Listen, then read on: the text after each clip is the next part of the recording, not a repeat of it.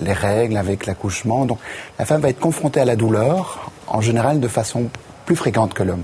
La migraine, le côlon irritable, donc toute une série de situations de douleur. Et on sait maintenant qu'une situation de douleur qui persiste pendant 3 mois, pendant 6 mois, peut interférer avec le système nerveux central, et ce qu'on appelle la plasticité du système nerveux central.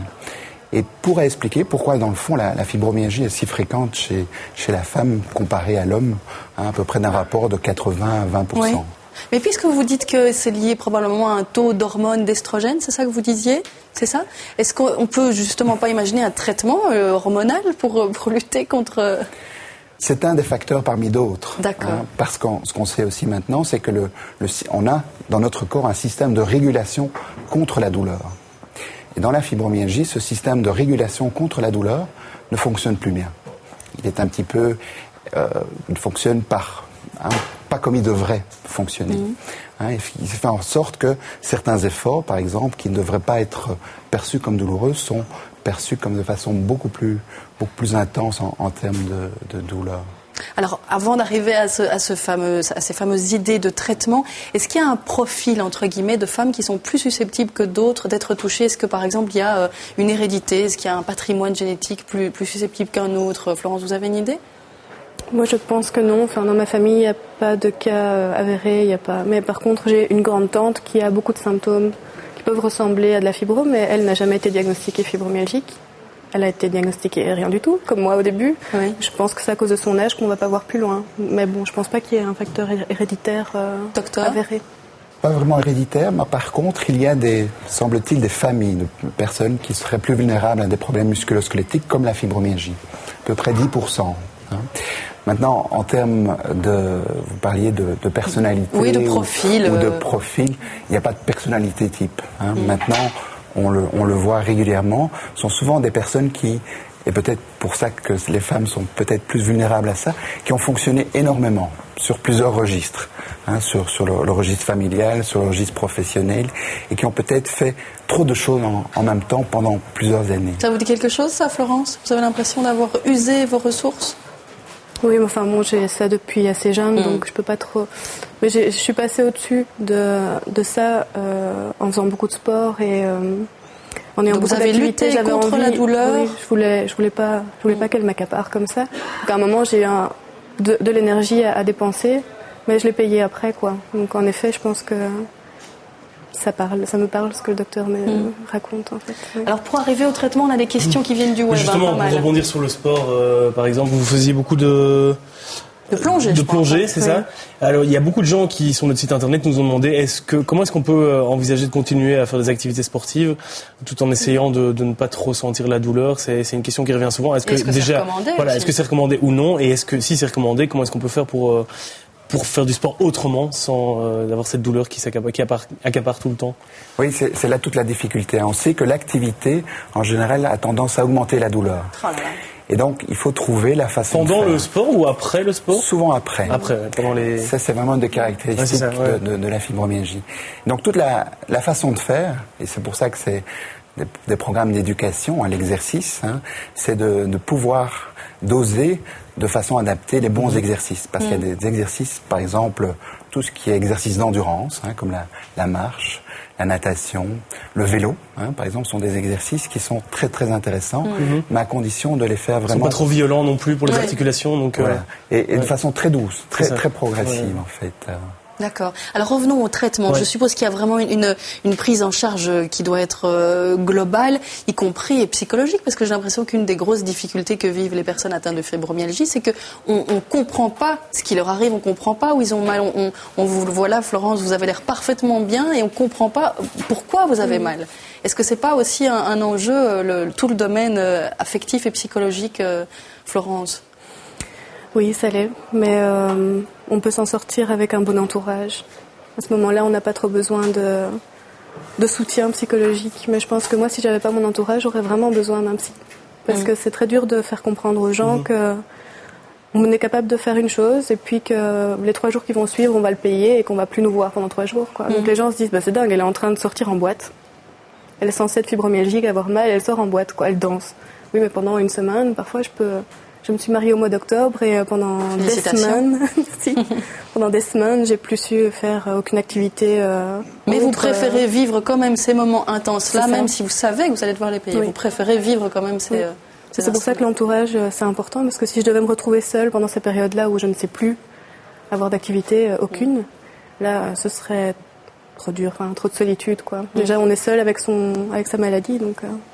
On vous voit avec votre mari justement en séance de sophrologie, mais c'est aussi une des questions. Oui, c'est ça. Est-ce que justement tous ces exercices de relaxation, la sophrologie, le yoga, conseillés certainement, est-ce que ça permet peut-être d'évacuer un petit peu tout ce qui est douleur et est-ce que ça soigne Oui, voilà. Au-delà du psychologique, est-ce que physiquement aussi c'est bon? Docteur. Bien sûr. Je veux dire, comme vous disiez, c'est vraiment un tout, c'est une approche globale. Et souvent, la médecine est un peu désarçonnée devant la fibromyalgie. Pourquoi? Parce qu'on n'a pas de lésion à identifier. Et donc le médecin, au départ, peut se trouver mal à l'aise par rapport à quelqu'un qui a la fibromyalgie. Mais d'où l'importance que le patient devienne vraiment l'acteur de sa réhabilitation. C'est vraiment dans ce sens qu'on essaie de travailler. Qu'est-ce que vous voulez dire, devienne l'acteur? Eh bien, dans un tout. Comprenne d'abord ce qui lui arrive. Oui. C'est pour ça qu'on développe beaucoup des approches éducatives, qu'on appelle aussi les thérapies cognitives et comportementales, pour vraiment, et on le sait maintenant, les études le montrent, mieux la personne a compris ce qui lui arrive, mieux elle gère. Elle gère, et meilleur sera le pronostic de l'infection.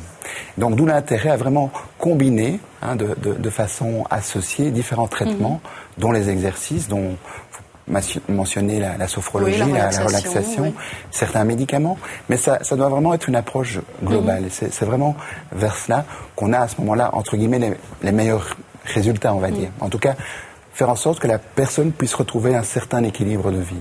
Quand vous parlez de médicaments, c'est quoi? Ce sont des antidouleurs? Qu'est-ce que vous prenez, vous, Florence? Je prends un vieil antidépresseur qu'on n'utilise plus. Un vieil antidépresseur périmé, c'est chouette. Il n'est pas périmé, il est juste plus utilisé dans les cas des dépressions. Et en fait, il a une vertu antidouleur à cette dose-là, à la dose à laquelle je le prends. D'accord. Ce qui me rend donc fort somnolente, ça c'est le seul souci. Et un antispasmodique, c'est ça qu'on dit, parce que j'ai aussi des tremblements, des spasmes, une spasmophilie associée à la fibrome. D'accord. Voilà. Et la sophrologie, parce qu'on l'a pas dit, ça vous procure quoi? Est-ce que vous vous sentez moins endolori après une séance? Oui, en fait c'est un lâcher prise. Une fois qu'on est dans ce monde, on ressent tout sans tension extérieure, sans nervosité, on arrive à complètement se relâcher. À ce moment-là, on peut lâcher prise par rapport à des tensions qu'on a qui sont présentes et qu'on a un peu du mal à gérer, et on peut repartir sur de meilleures bases. En tout cas, pour moi, c'est vital. J'en fais tous les jours, dans le tram, tout le temps. Vous avez trouvé un équilibre aujourd'hui? Oui. C'est pas facile tous les jours, mais oui. Ben, bon courage. Merci. Merci beaucoup, Florence. Merci, docteur, d'être venu témoigner au sujet de la fibromyalgie. Et Adrien, c'est vous qui concluez. Oui, mais je propose une prolongation de ce débat sur le web, parce que c'est vrai qu'on n'a pas eu le temps d'aborder tout ce qui concerne la fibromyalgie, et notamment tout ce qui est remboursement de mutuelles, les séances de kiné et tout. C'est vrai que c'est encore une maladie qui est, en tout cas un syndrome qui est peu reconnu, et donc beaucoup de gens sur notre site web nous avaient écrit en disant que c'était difficile de se faire reconnaître. Donc je vous propose 4 sites aujourd'hui. Le premier s'appelle fibromyalgie.be Focus. C'est l'association NSBL qui œuvre pour essayer de faire reconnaître justement cette fibromyalgie, qui donne pas mal de conseils, qui donne des conférences aussi, et puis toute une série de trucs et astuces pour essayer de mieux s'en sortir avec cette affection-là. Le deuxième site, c'est un forum, ça s'appelle lafibromyalgie.be, avec un beau dessin, c'est vrai, vous nous le faites remarquer en page d'accueil. Et bien c'est un échange, c'est un site d'échange pour les personnes qui sont atteintes de la fibromyalgie, qui peuvent en discuter l'une avec l'autre et s'apporter certainement des conseils, comme tous les nombreuses personnes qui nous ont écrit sur notre site. Le troisième site s'appelle fibroactif.exprime-toi.net, et là effectivement aussi c'est aussi un forum qui donne la possibilité aux personnes souffrantes de s'exprimer et d'échanger des idées. Et puis le quatrième site qui nous a été conseillé par Christine, qui nous a écrit un long mail sur notre site internet, qui explique qu'en fait elle se soigne aussi par les huiles essentielles. Je crois que vous, Florence, vous le faites aussi. Voilà. Et donc elle nous a conseillé le site de Tina Roussillot, qui est une formatrice et thérapeute en santé par rapport aux huiles essentielles et à l'aromathérapie et qui apparemment fait beaucoup de bien aux personnes qui souffrent de fibromyalgie. Et tous ces sites se retrouvent sur notre site internet www.sanschichi.be et on sera là pour répondre à toutes les questions et toutes les suggestions qui arriveront encore sur notre site. Merci Adrien, merci aussi à tous les deux. Merci. Et puis on le rappelle, il y a encore tellement de choses à découvrir à ce sujet. On espère aussi que Florence, vous viendrez aussi sur notre site web répondre à toutes les personnes qui peuvent encore se poser beaucoup de questions.